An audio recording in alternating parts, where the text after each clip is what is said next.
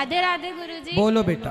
मेरा प्रश्न ये है कि विष्णु पुराण में ऐसा बताया गया है कि जो शिव जी की उत्पत्ति है वो विष्णु भगवान के मस्तक से हुई है। हाँ। और जो शिव पुराण है उसमें ये बताया गया है कि जो विष्णु जी की उत्पत्ति हुई है वो शिव जी से हुई है। तो इन दोनों में से कौन सी बातें सही हैं? दोनों सही है। अब आप कहेंगे दोनों कैसे? हाँ। कल्प कल्प की बातें हैं। जैसे कल्प कल्प जानते हैं, जैसे हर बार हर सप्ताह में एक संडे आता है, तो आपके घर में कभी आज रोटी आपकी माँ ने बना ली, कभी रोटी घर का भोजन दादी ने बना लिया, कभी चाची ने बना लिया। काम तो वही है, लेकिन कभी आपकी माँ ने कर लिया, कभी आपकी दादी ने, कभी आपकी चाची ने, कभी आपकी बड़ी माँ ने।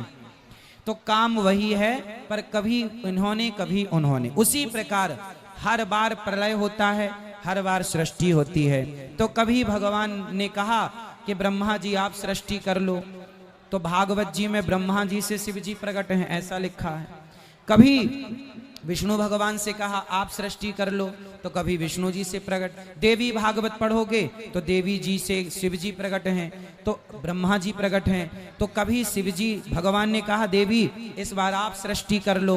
तो जब सृष्टि का क्रम होता है तो कभी भगवान शिव सृष्टि कर लेते। शिव पुराण में शिव जी ने सृष्टि की, तो कभी शिव जी ने काम कर लिया, कभी ब्रह्मा जी ने कर लिया, कभी देवी जी ने कर लिया, कभी विष्णु जी ने कर लिया।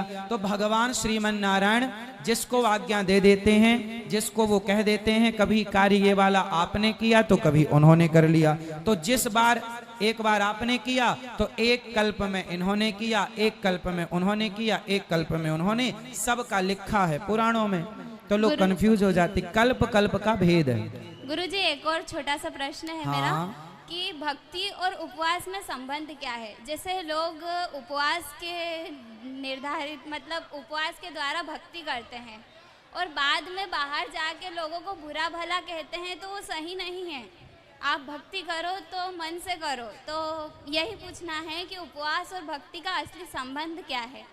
भगवान के लिए हम भगवान के करीब रहने का नाम उपवास है। तो भगवान के लिए आप क्या क्या त्याग सकते हैं? भगवान के लिए हमने कुछ त्याग किया, उस त्याग का नाम, त्याग के माध्यम से ईश्वर के समीप जाने का नाम उपवास है।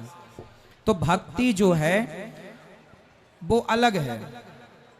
जरूरत नहीं है कि आप कुछ छोड़ें, लेकिन एक बात बताएं, आप जिससे प्रेम करती हो, चाहे वो आपकी माँ हो, चाहे वो आपका पिता हो, जब बाप के घर से बेटी विदा होती है ना, तो बाप जब बेटी को विदा करता है तो बाप को फिर बेटी विदा होने के तुरंत बाद कोई कहे कि लो रसगुल्ला खाओ, तो बाप खाएगा? नहीं।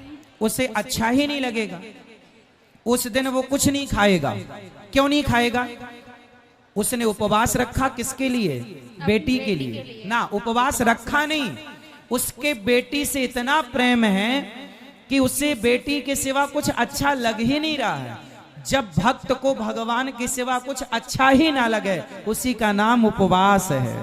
गुरुजी एक और छोटी सी विनती है आपसे। बोलो। एक इच्छा है आपसे, क्या आप पूरी करेंगे? बोलो।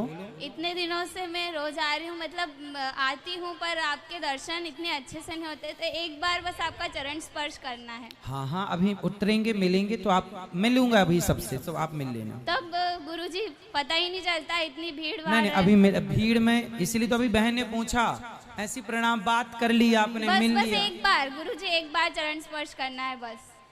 अभी मिल लेंगे, आपका दर्शन हम कर लेंगे। चरण स्पर्श करना क्या है, कोई जरूरत ही नहीं।